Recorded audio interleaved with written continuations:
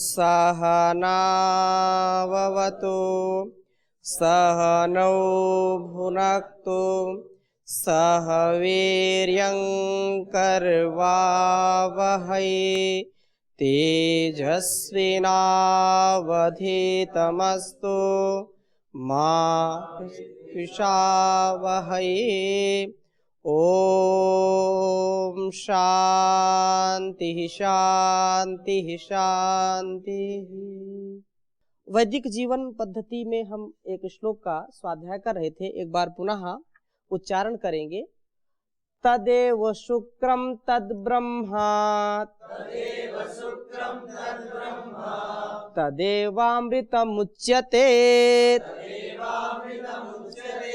तस्मिन् लोकाः श्रिताः सर्वे तदु नात्येति कश्चन। ब्रह्मचर्य के ऊपर यह श्लोक, उपनिषद का यह श्लोक हमारे जीवन को कितना महान बनाने का उपदेश दे रहा है, जिसको आज का युवक खेल खेल में नाली में जैसे बहा देता है।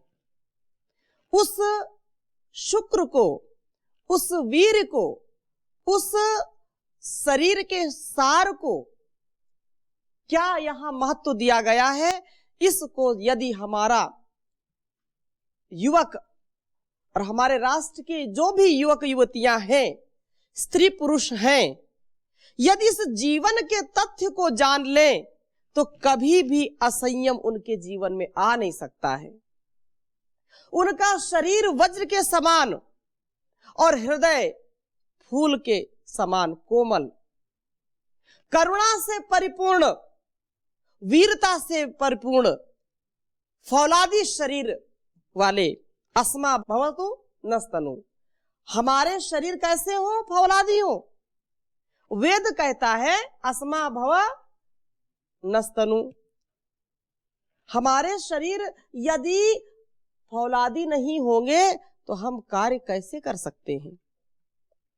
इसलिए यह बात यहां पर कही जा रही है, तदेव शुक्रम, वही शुक्र है।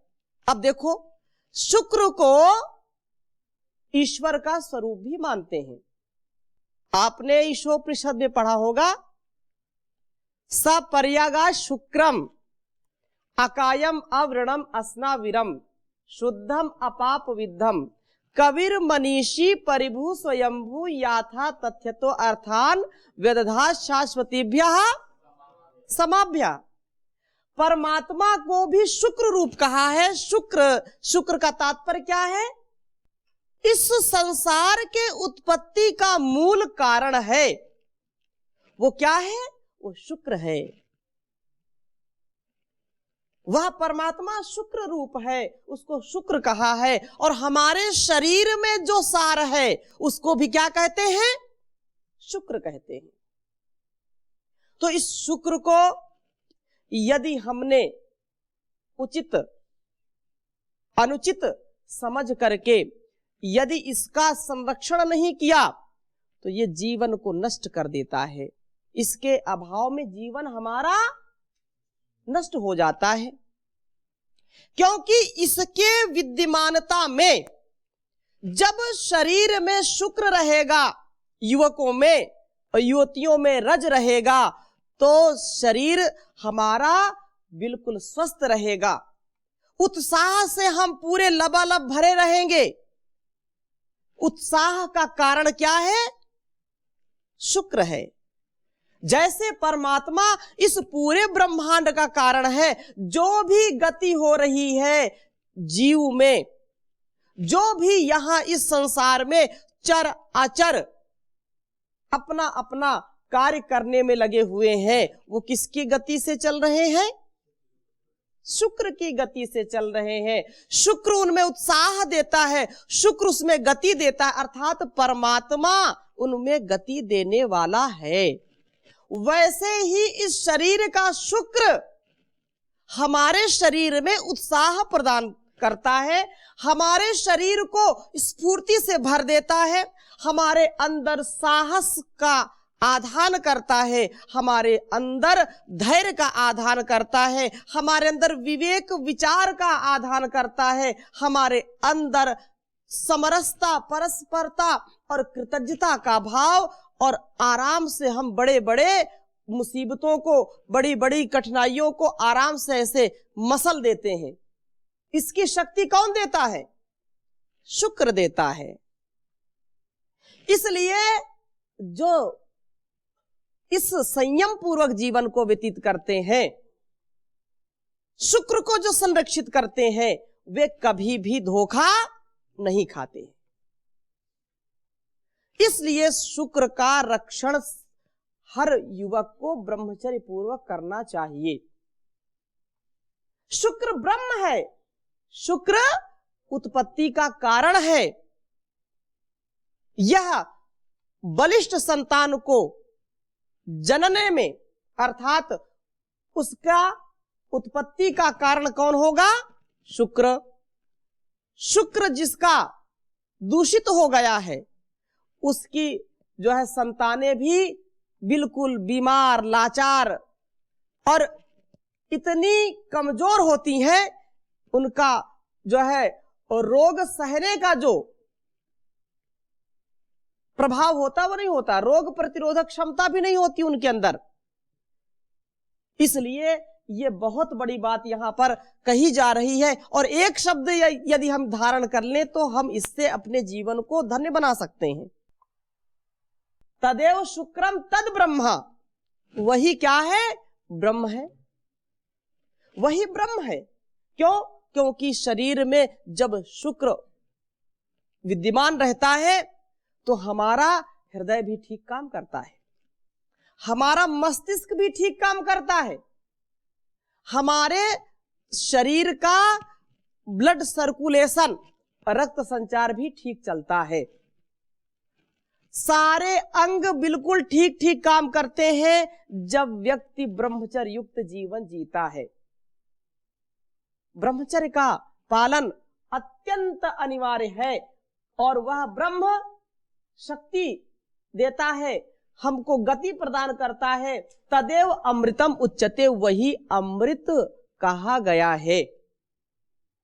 जब ब्रह्मचारी के अंदर शुक्र का आधान होता है तो वह संसार में बहुत बड़े बड़े कार्यों को करता है,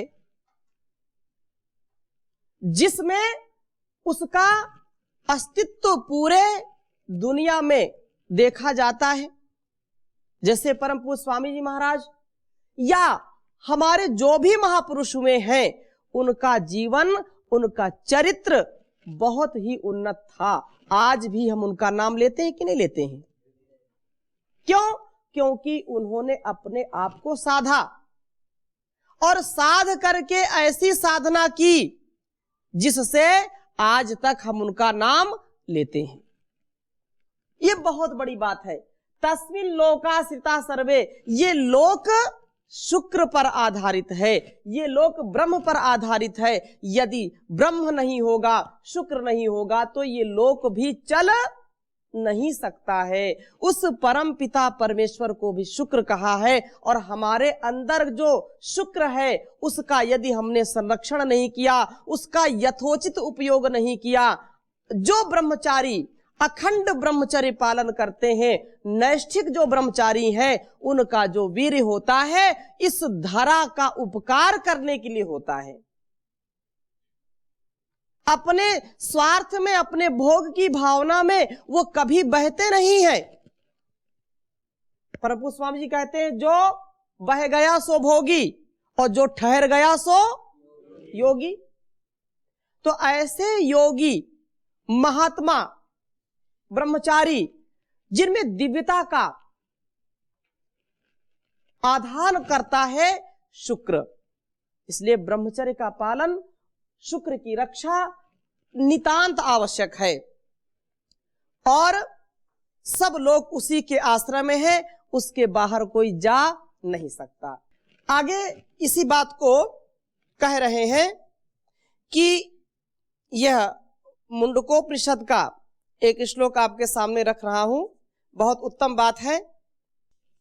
मुंडकोपनिषद में ब्रह्मचर्य की महिमा को बताते हुए कह रहे हैं कि सत्येन लभ्यस तपसा हेष आत्मा सम्यक ज्ञानेन ब्रह्मचर्येण नित्यम।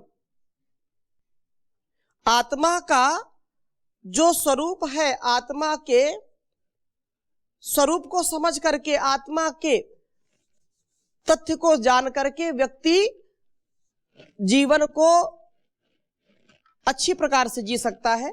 लिख लीजिए, सत्येन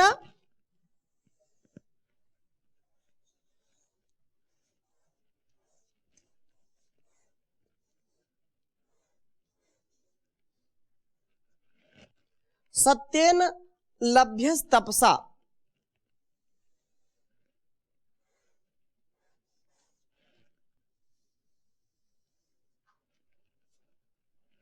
तपसा हेष आत्मा।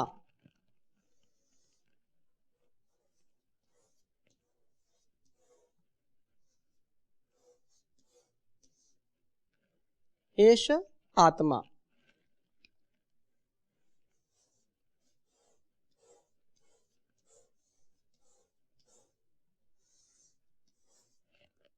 और करें सम्यक ज्ञानेन ब्रह्मचर्येण नित्यम।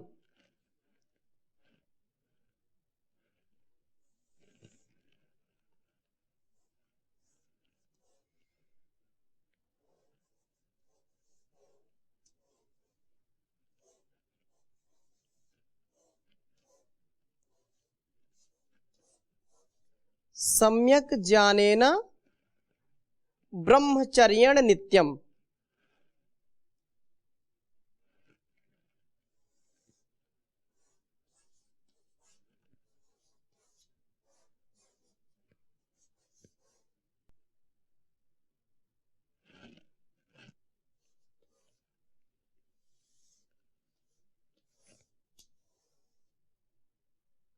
सत्येन, बोलिए, लभ्यस तपसा हेष आत्मा सम्यक ज्ञानेन ब्रह्मचर्येण नित्यम। आत्मा का जो साक्षात्कार करना चाहता है, आत्मा को जो ठीक ठीक समझना चाहता है, उसके लिए विशेष बात यहां पर कही जा रही है कि जो ब्रह्मचर्य युक्त, ब्रह्मचर्य से ओतप्रोत होकर के नैष्ठिक ब्रह्मचर्य का पालन करते हुए तप तथा सम्यक ज्ञान ब्रह्मचर्य पूर्वक इनसे आत्मा की प्राप्ति होती है। सत्य के द्वारा लभ्य प्राप्त होता है, तपसा, तपसा के द्वारा, तपस्या के द्वारा, हेष आत्मा, यह आत्मा। क्योंकि आत्मा में हम अवस्थित हो जाएं, आत्मा के अनुरूप कार्य करें, आत्मानुकूल आचरण करें, यही तो सबसे बड़ी बात है। तदा दृष्टुः स्वरूपेवस्थानम। योगस चित्तवृत्ति निरोध का क्या फल है? योगस चित्तवृत्ति, यदि चित्तवृत्तियों का यदि निरोध होगा तो उससे क्या फल मिलेगा? तदा दृष्टुः स्वरूपेवस्थानम। और वह भी योग कब सिद्ध होगा? जब व्यक्ति तपस्वी होगा। तपस्वी कब होगा? जब ब्रह्मचारी होगा। ब्रह्मचर्य का पालन करने वाला तपस्वी होगा, और जो तपस्वी होगा वही योग को सिद्ध कर सकता है, और जो योग को सिद्ध करेगा वही आत्मा के स्वरूप को जान सकता है, आत्मा के स्वरूप में अवस्थित हो सकता है, उसका वह साक्षात्कार कर सकता है। इसके लिए सत्य के द्वारा और तपस्या के द्वारा सम्यक ज्ञानेन, अच्छी प्रकार से ज्ञान पूर्वक, ज्ञानेन जो है जाना न ऋते जाना न मुक्ति, ज्ञान के द्वारा ही मुक्ति मिलती है। और यदि ज्ञान नहीं है तो जीवन हमारा कार्य कर नहीं सकता ठीक ठीक। इसलिए ज्ञान का मार्ग कृपाण की धारा, ज्ञान का मार्ग ये इतना सरल नहीं है। इतना सरल नहीं है ये कार्य। ज्ञान का मार्ग कृपाण की धारा। जो बात कही जा रही है कि उत्तिष्ठत जाग्रत प्राप्य वारा निबोधत क्षुरस्य धारा निशिता दुरत्यया दुर्गम पथस्तद कवयो वदंती। यह भी कठोपनिषद का श्लोक हमको बताता है कि ये इतना सरल मार्ग नहीं है। अनेक प्रलोभन आएंगे, अनेक बार हमको ऐसा लगेगा कि अब तो गए। इतने प्रलोभन आएंगे इस साधना की राह में कि व्यक्ति को कभी लगता है अब गया तब गया, ये स्थिति हो जाती है। बहुत प्रलोभन रोकते हैं। साधना की राह में चलना कठिन, साधना की राह में चलना कठिन। रोकेंगे साधक तुझे लाखों विघन, रोकेंगे साधक तुझे लाखों विघन। साधना की राह पर चलना कठिन। ये साधना की राह ही बड़ी कठिन है, इसलिए कोई बिरला व्यक्ति ही इसका चयन करता है। कोई नचिकेता जैसा जिज्ञासु, नचिकेता जैसा आत्म अन्वेषक, आत्म अनुकूल आचरण करने वाला कोई ऐसा बिरला शिष्य होता है। और आप सब वो नचिकेता यहां पर इकट्ठे हो गए हैं। एक नचिकेता के साथ ये सारे नचिकेता यहां पर इकट्ठा हो गए हैं। ये समर्थ गुरुओं का सानिध्य, राष्ट्र की ये धरोहर जरूर विकसित होगी, जरूर इस राष्ट्र का कल्याण होगा, इसमें कोई संशय नहीं है। क्योंकि जो विघ्न थे उनको तो आप काट के आ गए। जो समाज में, जो घर में बंधन डालते हैं, उन बंधनों को तो आपने काट दिया है। अब यह है कि अंदर के कुछ बंधन हैं तो उनको जान के जो है कृपाण से आप उनको काट दीजिए। जान की तलवार से जो मोह है, जो लोभ है किसी भी प्रकार का, उसको हम जान के कृपाण से उसको काट सकते हैं। ये सबके बस की बात नहीं कि ऐसा जीवन जी सके। ऐसा जीवन जीने का मतलब ये क्या है कि जैसे अभी अभी किसी तलवार में धार लगाई हो, निशिता दुरत्या, बिल्कुल पैनी धार के ऊपर किसी को बोले कि आप इसके ऊपर चलो, कितना कठिन काम है ये। इसलिए कहा जान का मार्ग कृपाण की धारा। कृपाण समझते हैं ना, कटार, तलवार, चाकू, जो भी उसको कह ले, बड़ा। और इसी को कठोपनिषद ने कहा कि क्षुरस्य धारा, ये क्षुरे के धार के ऊपर चलने के समान है ये ज्ञान का मार्ग।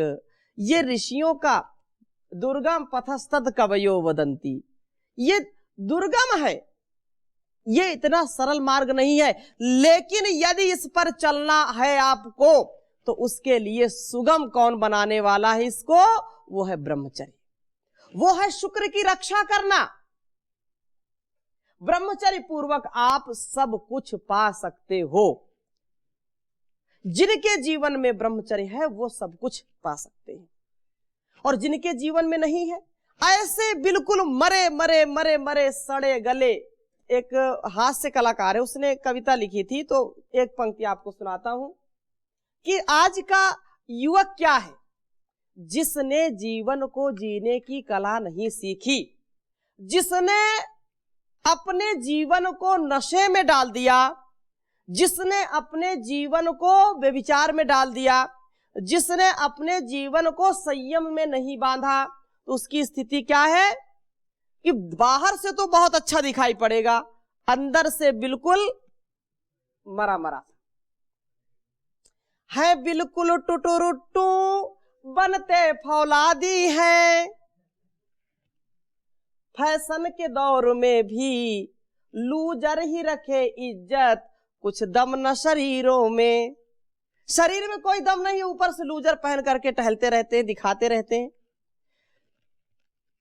कोई ऐसे होंगे कि फिर जिम में ही जा करके ऐसी गोलियां खा खा करके मोटे हो जाते हैं।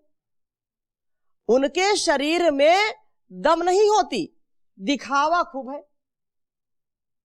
इसलिए जो गुरुकुल का ब्रह्मचारी होता है उसको पूरा ठोस होता है, अंदर से भी बाहर से भी फौलादी होता है, हाँ? वज्र के समान होता है उसका शरीर। और यह आप सब यहां ऐसा जीवन जी रहे हैं। वैदिक जीवन पद्धति हमको यही सिखाती है कि हम जब तक जिए पूरे शान से जिए और मरे भी तो शान से मरे, ये सिखाती है वैदिक जीवन पद्धति। इसको जो जिया है उसने कभी भी विष का घूंट नहीं पिया है। अर्थात बार बार जो हताशा निराशा है, जो बार बार घुट घुट करके जीने की बात है, तिल तिल कर लोग मरते हैं, ऐसा होता है ना। क्यों? क्योंकि उनके विचार में, उनके व्यवहार में ब्रह्मचर्य का अभाव होता है। तो ये बहुत उत्तम बात यहां पर हम पढ़ रहे हैं। और निसंदेह यह एक विशेष बात यहां पर कही, अतिसारो यथा निर्णाम सर्व तेजोपहार कहा, रेतस्ते निर्गमस तद्वद बल वीर्यापहार कहा। यह जैसे बल पहारक होता है, जैसे अतिसार हो जाए किसी को अतिसार होता है। अतिसार समझते हैं? लूज मोशन, किसी का पेट खराब हो जाए और उसको कई बार दस्त जाना पड़े, ऐसा होता है ना, डिसेंट्री बोलते हैं उसको, उसी का एक रूप होता है। तो अतिसार डिसेंट्री होती है। जैसे किसी को बार बार जो है दस्त जाना पड़े तो उसके शरीर का सार क्या हो जाएगा? निकल जाएगा। ऊपर से खाया, नीचे से, ऐसे कई बार ये बीमारी लोगों को हो जाती है।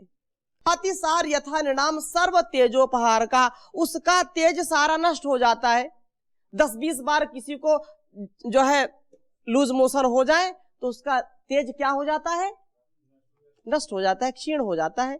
उठने बैठने चलने फिरने में उसको बड़ी परेशानी होती है, उसका सार तत्व सब निकल जाता है। रेतस्ते निर्गमन तद्वत बल वीर्यपहार कहा। उसी प्रकार से जैसे रेतस, रेत किसको? रेतः, इसको वीर्य को ही रेत बोलते हैं, रेतः। रेतस स्खलन बल और ओज का हरण करने वाला होता है।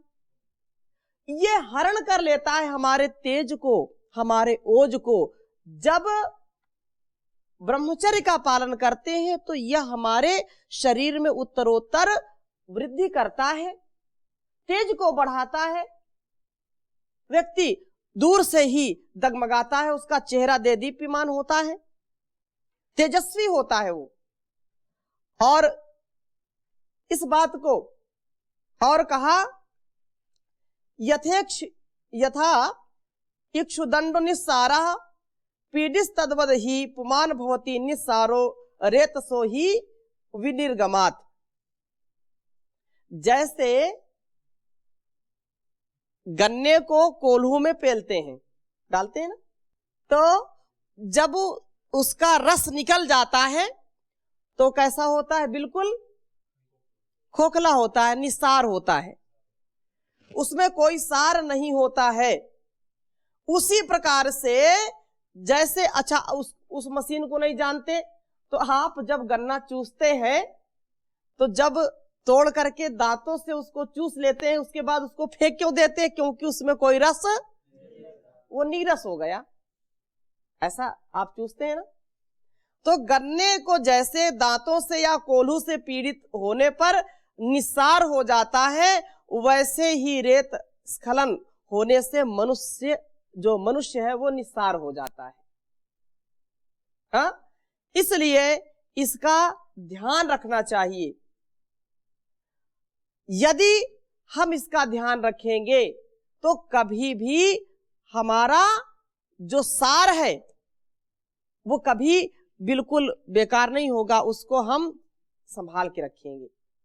तो ऐसी स्थिति में रहने के लिए हमको संयम पूर्वक जीवन व्यतीत करना चाहिए।